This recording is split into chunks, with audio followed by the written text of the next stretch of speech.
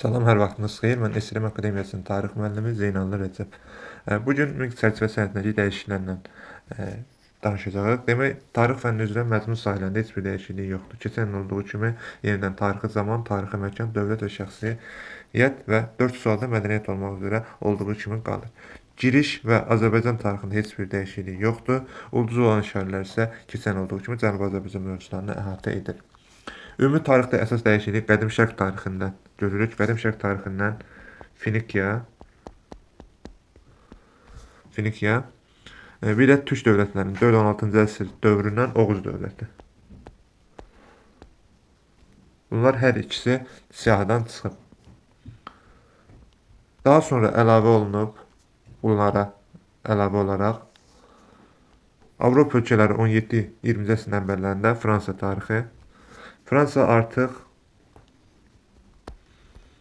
17-ci əsrdən 20-ci əsrin əvvəlinə kimi bütün tarixi düşür. Keçən il olduğu kimi təkcə imperiyalar dövrü deyil. Daha sonradan 1918-45-ci illərdə İngiltərə və İtaliya keçən ildən fərqli olaraq düşüb. Bundan əlavə isə 1945-dən 2025-ə kimi olan tarixi dövrdən İraq və İraq türkmənləri mövzusu plana əlavə edilir. Bundan əlavə Koreya, Şimali və Cənubi Koreyada buraya əlavə edilən mövzular siyahısındadır.